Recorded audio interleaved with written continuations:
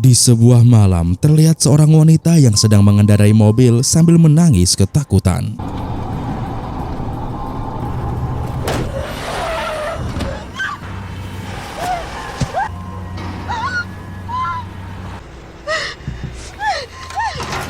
Setelah membuang suatu benda ke pinggir jalan, wanita ini pun melanjutkan perjalanannya hingga sampailah dia di rumah bosnya. Sang bos pun bertanya apakah yang sedang terjadi, kenapa dia menangis sambil berlumuran sirup merah seperti ini. Dan wanita ini pun menceritakan semua kisahnya yang begitu memilukan.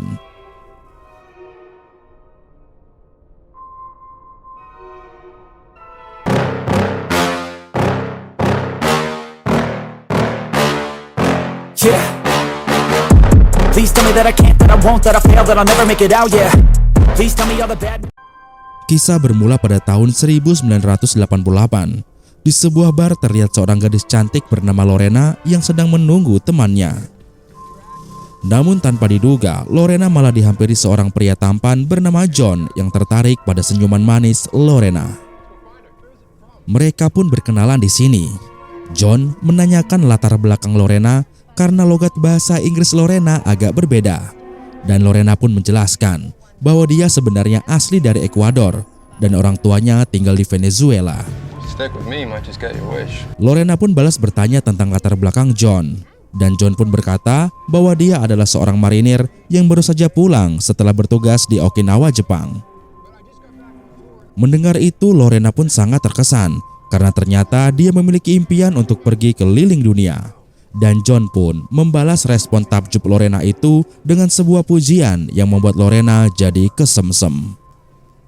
Keesokan harinya, John pun menelpon Lorena untuk mengajaknya berkencan. Namun, yang mengangkat telepon saat itu adalah Nyonya Castro, si ibu kos, yang menyuruh John datang langsung dan meminta izin jika ingin mengencani Lorena. Lorena pun menceritakan pada ibu kosnya bahwa John adalah pria baik-baik dan kemarin cuman mengajaknya berdansa aja. Ditambah lagi John adalah seorang marinir, jadi Lorena yakin John adalah orang yang benar-benar baik. Mendengar itu, sang ibu kos pun setuju jika besok Lorena ingin berkencan.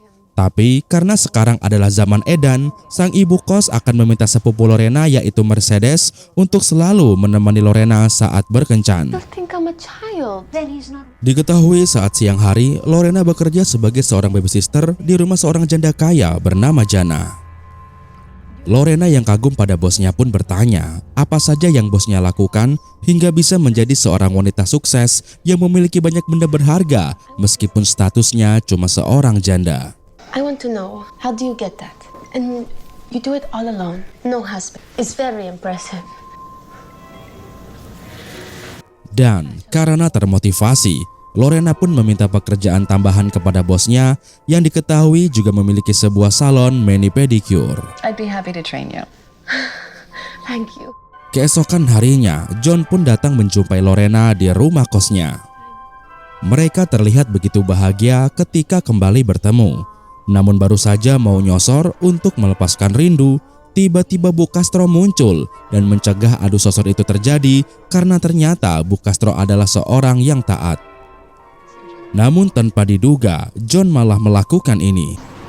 You didn't say I can't kiss you though. I'll see you next week. 8 bulan kemudian, di sebuah kafe, Mercedes menanyakan hubungan Lorena dan John yang katanya akan masuk ke jenjang yang lebih serius lagi. Di sini ternyata Mercedes agak kurang suka sama John, sebab selama menemani Lorena berkencan dengan John, John selalu saja beralasan dompetnya ketinggalan setiap kali mau bayar makanan. Namun meski begitu, ternyata Lorena tidak pernah mempermasalahkannya sebab Lorena benar-benar sudah sangat jatuh cinta kepada John. Tak lama kemudian, John pun datang menghampiri. Dia meminta waktu berduaan dengan Lorena sambil menyuruh Mercedes untuk mengambilkannya minum. Tapi ketika Mercedes meminta uang buat bayar minum, ya, John tidak mau keluar uang.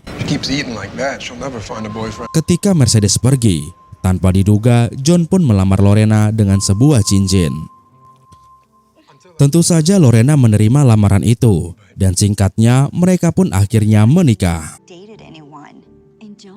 Do you love me? I do. Forever and ever.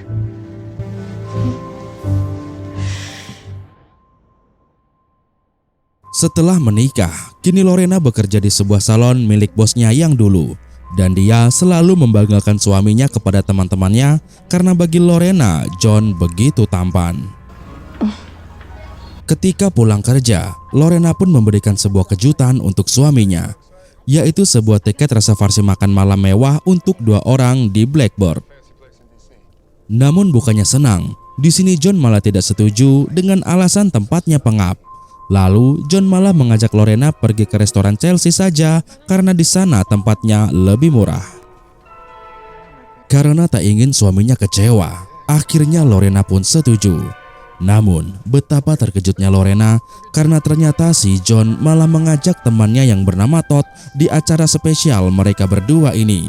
Dan dari sinilah Lorena mulai melihat sifat asli John yang sesungguhnya. I thought it was just supposed to be the two of us. One of your family was staying with us. We'd include them. Don't be rude, babe. Meskipun tadi bilangnya mau ke restoran Chelsea, namun ujung-ujungnya John malah membawa Lorena ke sebuah bar untuk minum temulawak. I'm hungry. Dan karena Lorena kelaparan, akhirnya Lorena pun mengalah lalu izin pamit pulang duluan.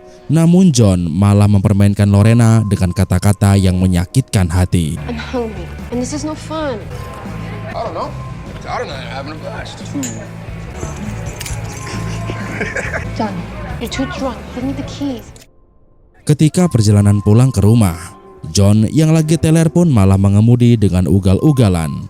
Lorena mencoba memperingati John, namun John malah menghajar Lorena.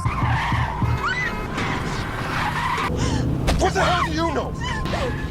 Don't ever do that again! Sesampainya di rumah, Lorena pun cuma bisa menangis karena dihajar tadi. Dia tak menyangka suaminya yang dia anggap sempurna bak pangeran tega menyakitinya dengan begitu kasar. Namun bukannya meminta maaf, di sini John malah menghajarnya lagi.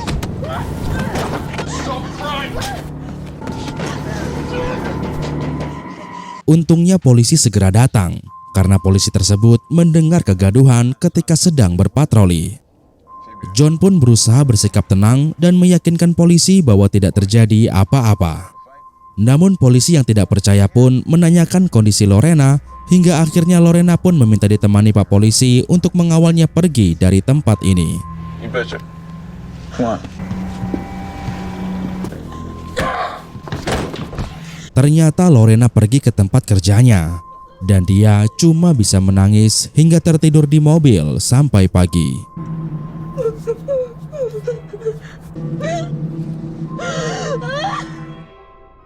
Pagi itu dia bertemu dengan bosnya yaitu Jana. Dan di sini Lorena yang minim pengalaman pernikahan pun mencoba bertanya pada Jana apakah dia dulu pernah bertengkar dengan suaminya. Sebab selama Lorena hidup, dia sama sekali belum pernah melihat kedua orang tuanya berantem. Mendengar itu, Jana pun berkata bahwa pertengkaran dalam rumah tangga adalah hal yang biasa dan jarang ada orang yang berumah tangga tanpa ada perselisihan seperti orang tua Lorena. Setelah mendengar itu, di sore harinya akhirnya Lorena pun memutuskan untuk pulang ke rumah dan terlihat John yang mulai mengajak Lorena untuk berbicara. Di sini John sama sekali tidak meminta maaf. Dia meminta Lorena untuk melupakan semua kejadian tadi malam karena tadi malam dia sedang terpengaruh alkohol. Awalnya Lorena sangat marah, namun ketika John berjanji tidak akan minum minuman haram lagi, akhirnya Lorena pun memaafkan John. We promise? Promise. Love you. Di hari berikutnya, Lorena janjian makan bareng John dan juga temannya. Namun tanpa diduga, di sana Lorena malah digoda oleh pria nakal. Melihat itu, John pun langsung cemburu. Tapi bukannya menghajar si pria penggoda, di sini John malah marah kepada Lorena. You wanna run in? You pick up guys and you screw them? What are you talking about? Do you think I'm stupid? John, calm down. Weekend's over. Let's go. Let's go! Mereka pun pulang dalam keadaan canggung. John terus saja menghina Lorena, bahkan tak segan bersikap kasar di depan teman-temannya. Pada suatu hari di malam Natal, terlihat John yang baru pulang kerja. Awalnya John bersikap sangat baik pada Lorena, namun hanya karena tahu pohon Natal yang dihias Lorena adalah pohon palsu, John pun tiba-tiba jadi marah dan kembali arogan kepada Lorena, bahkan menyerang Lorena. You're not stupid.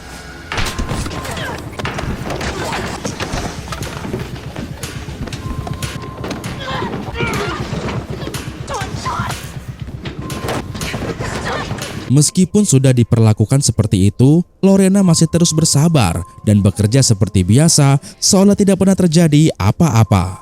Bahkan, kondisi tangannya Lorena membuat customer dan temannya menjadi prihatin. Lorena, I'm really worried about you. Di malam harinya, ketika John menanyakan soal makan malam, Lorena memasang sebuah celemek bayi kepada John seraya memberitahu bahwa sebentar lagi mereka akan memiliki anak. Namun bukannya senang, di sini John malah ngamuk dan menyuruh Lorena untuk menggugurkan buah hatinya, bahkan menuduh Lorena hamil dari cowok lain. As usual. Always using that. Don't you want a baby? Please, John, this is our baby. You have a decision to make.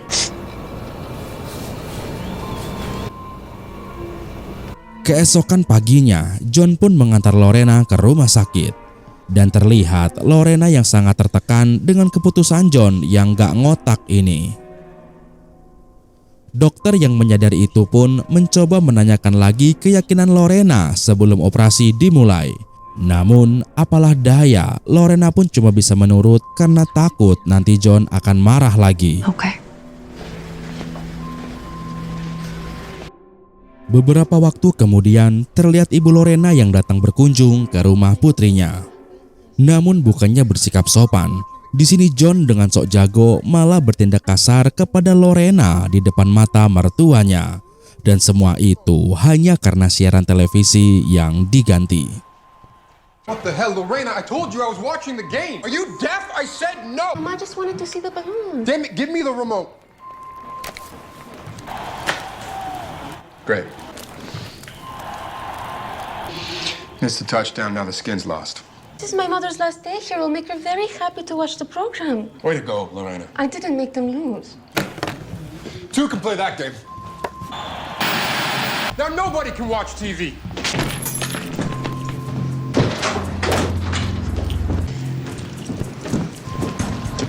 God, you are such a bitch! Stop acting like a child. You need the kiss. I was trying to humiliate you in front of your family. Stop, let go.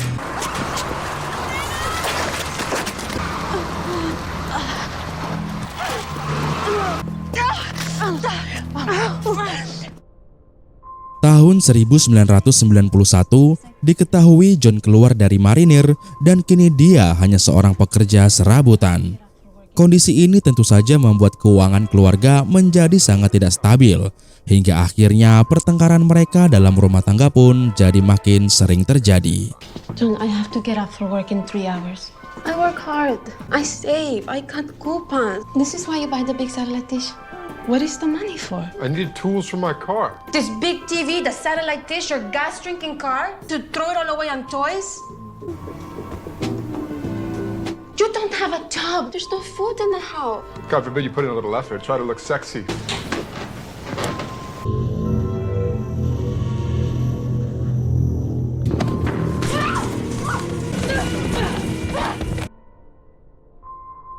Hari demi hari pun Lorena lalui dengan penuh tekanan. John yang kini tidak memiliki pekerjaan, kini mewajibkan Lorena untuk bekerja lebih keras lagi. Bahkan karena sudah terdesak cicilan rumah yang sudah menunggak, akhirnya Lorena pun nekat menggelapkan uang bosnya, namun ujung-ujungnya dia ketahuan. Akibat cicilan yang tidak bisa dibayar, akhirnya Lorena dan John pun kini mengontrak ke sebuah apartemen sederhana di kota yang sama. Hingga di suatu hari, terlihat John yang pulang ke apartemennya dengan kondisi yang teler bersama seorang temannya. Saat itu John yang teler tiba-tiba menghampiri Lorena untuk meminta jatah. Namun Lorena yang sudah sangat kelelahan bekerja pun mencoba menolaknya. Tapi ya, dengan gak tahu dirinya, John malah memaksa Lorena dengan cara yang sangat arogan. Setelahnya Lorena pun cuma bisa menangis kesakitan sambil menuju dapur untuk mengambil air minum. Dia terus terfikir sikap John yang selalu bersikap kasar kepadanya dan memperlakukan Lorena layaknya binatang peliharaan. Hingga di saat Lorena sedang minum, Lorena melihat sebuah pisau dapur yang tergeletak begitu saja di meja. Dan disinilah setan pun mulai membisiki Lorena sampai gelap mata. Dengan penuh dendam, Lorena pun kembali ke kamar sambil membawa pisau itu. Lalu sesampainya di kamar, Lorena pun memotong poki-poki isi daging milik suaminya. Melihat cairan merah yang berceceran, Lorena pun jadi ketakutan dan dia langsung melarikan diri dengan mobilnya. Namun di tengah jalan, karena sedari tadi panik, kini Lorena pun baru sadar bahwa dia masih memegang poki-poki daging milik suaminya. Hingga akhirnya Lorena pun melipir ke pinggir jalan lalu membuang barang terkutuk itu ke semak-semak di depan toko Toserba. Sementara itu di rumah, John yang baru bangun akhirnya menyadari bahwa pusakanya sudah tidak ada. Perlahan dia menghampiri temannya yang tertidur di ruang tengah. Lalu John pun dibawa ke rumah sakit. Sesampainya di rumah sakit, dokter mengira bahwa John terluka di bagian tangan karena tangannya penuh dengan cairan merah. Namun saat diperiksa ternyata tangannya tidak apa-apa dan dokter pun bertanya di mana lukamu yang sebenarnya. Dan dengan menahan harga diri yang hancur, John pun menunjuk ke arah bawah. Dan ketika dokter memeriksanya, mereka seruangan pun terkejut karena ekor depan John sudah tidak ada, tertebas oleh pedang Jenderal Tieng Feng. Sangat meresahkan. Di waktu yang bersamaan, ternyata Lorena dibawa ke rumah sakit yang sama oleh bosnya. Dan di sini, sang bos pun memanggil seorang polisi untuk melindungi mereka dan sang polisi pun menanyakan di mana Lorena membuang baby biawak milik John itu. Centerville Road, near convenience store. Setelah mendapatkan informasi, sang polisi pun langsung menyuruh anggotanya untuk mencari baby biawak itu. Dan untungnya baby biawak itu berhasil ditemukan tergeletak tiada arti di rerumputan. Singkatnya baby biawak itu pun langsung dibawa ke rumah sakit. Dan berkat bantuan dari seorang dokter yang ahli dalam perbiawakan, akhirnya baby biawak milik John bisa tersambung kembali. Mungkin sebagian dari kalian ada yang bertanya-tanya, emangnya kalau disambung biawaknya bisa hidup lagi? Nah, penasaran kan? Simak terus video ini ya, nanti kamu bakal temukan jawabannya. Setelah peristiwa itu, keesokan harinya Lorena pun ditahan pihak kepolisian untuk dimintai keterangan. Dan di sini Lorena pun menceritakan semua yang terjadi, yang mana semua ini diawali dari sikap John yang selalu berbuat kasar kepada Lorena. Singkatnya sidang Lorena versus John pun akhirnya digelar, yang mana sidang ini berhasil menjadi sorotan dunia dan melambungkan nama Lorena dan juga John. This is a classic tabloid story. It's got sex and blood. Persidangan awal dimulai dari menyidang John, yang mana di sini John dituntut karena telah melakukan interaksi paksa terhadap Lorena, istrinya sendiri. Meskipun tuntutannya terdengar aneh, tetapi di Amerika sana ternyata memaksa istri untuk melakukan interaksi secara paksa adalah sebuah pelanggaran dan dapat dijerat hukuman 20 tahun penjara. Mendengar tuntutan yang ditujukan kepada John itu, di sini John pun langsung menyangkalnya. Dia berdalih bahwa hubungan yang terjadi malam itu bukanlah paksaan, melainkan karena sama-sama mau. Hingga akhirnya pada tanggal 11 November 1993, setelah melalui persidangan yang cukup panjang dan alot, akhirnya juri memutuskan bahwa John tidak bersalah atas dakwaan interaksi paksa terhadap Lorena. The jury was persuaded by Mr. Bobbitt. Pada tanggal 10 Januari 1994, akhirnya sidang dakwaan untuk Lorena pun digelar. Yang mana di sini pihak John menuntut Lorena dihukum 20 tahun penjara atas perbuatannya yang telah memutus ekor pencetak masa depan John dengan begitu bengis. Di persidangan, Lorena pun membela dirinya dengan mengatakan bahwa kejadian itu dia lakukan bukanlah karena unsur balas dendam atau sekedar memberi pelajaran kepada John, melainkan hal itu ia lakukan sebagai bentuk pertahanan diri karena saat itu posisi Lorena sangat terancam oleh tindakan si John. Tak mau tinggal diam. Di sini pengacara Lorena juga mengajukan pembelaan dengan mengatakan bahwa dalam kondisi terdesak seperti itu, semua manusia bisa mengalami gangguan jiwa sesaat, sehingga orang tersebut bisa tanpa sadar melakukan hal yang di luar nalar karena jiwanya sedang terguncang. Dan setelah semua persidangan panas itu, tepatnya pada tanggal 21 Januari 1994, akhirnya juri memutuskan bahwa Lorena tidak bersalah atas tuntutan pihak John yang menuduh Lorena melakukan pemotongan baby biawak John secara sengaja. Meski begitu, pengadilan tidak melepaskan Lorena begitu saja. Karena setelah sidang ini, pengadilan terus memantau Lorena untuk melakukan terapi serta evaluasi kejiwaan di rumah sakit sampai benar-benar sembuh. Setelah persidangan, Lorena pun langsung pergi ke rumah sakit untuk melakukan terapi dan juga evaluasi seperti perintah dari hakim. Di sini terlihat banyak sekali orang yang memberikan dukungan pada Lorena, terutama orang-orang Venezuela. 45 hari kemudian, setelah menjalani terapi dan evaluasi secara rutin, akhirnya pihak rumah sakit pun mengeluarkan pernyataan bahwa Lorena tidak berbahaya dan Lorena pun dilepaskan dari rumah sakit jiwa.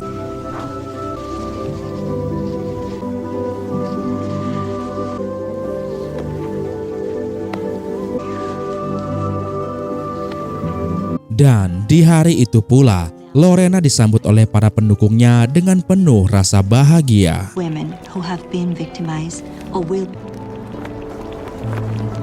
Pada tahun 1995, Lorena dan John pun mulai mengurus perceraian mereka hingga akhirnya mereka pun kini sudah resmi bercerai dan menjalani hidup mereka masing-masing. Tapi tidak sampai di situ guys, ada fakta-fakta unik yang lainnya yang harus kamu ketahui. Dan gua yakin sebagian dari kalian akan geleng-geleng kepala setelah mendengar fakta yang akan gua bagikan sebentar lagi. Setelah perceraian itu selesai, Lorena pun memutuskan untuk menjadi warga Amerika sepenuhnya. Selain itu, Lorena kini juga kembali memutuskan untuk bersekolah di salah satu universitas di Amerika. Lalu dia bertemu dengan sahabat lamanya yang bernama David, dan ya, Lorena pun akhirnya menikah dengan David, sahabatnya itu. Di tahun 2005, akhirnya Lorena dan David pun dikaruniai seorang anak yang sangat cantik bernama Olivia. Dan pada tahun 2007, Lorena juga berhasil mendirikan sebuah yayasan yang diberi nama Yayasan Lorena Gallo Foundation, yang mana yayasan ini didirikan untuk mencegah KDRT. Ya, setelah sekian lama bersabar menghadapi mantan suaminya yang galak, kini perlahan Lorena pun mulai memanen buah kesabarannya bersama suami barunya yang selalu mendukungnya dan dia, David. Sementara itu nasib John sendiri kini diketahui dia tinggal di Las Vegas. Operasi baby biawaknya ternyata berhasil, bahkan dia juga merubah ukuran baby biawaknya menjadi monster biawak. Lalu untuk mengetes apakah monster biawaknya itu bisa berfungsi lagi atau enggak, John pun melakukan pengetesan dengan cara menjajal lebih dari 60 sarang biawak hanya dalam waktu beberapa minggu.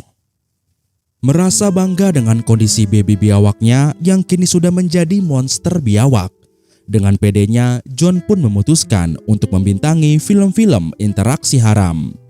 Dan inilah yang gue maksud tadi bikin geleng-geleng kepala. Selain itu, popularitas yang dia dapat dari kasusnya dulu pun kini membuat John sering diundang interview, lalu mendapatkan banyak uang.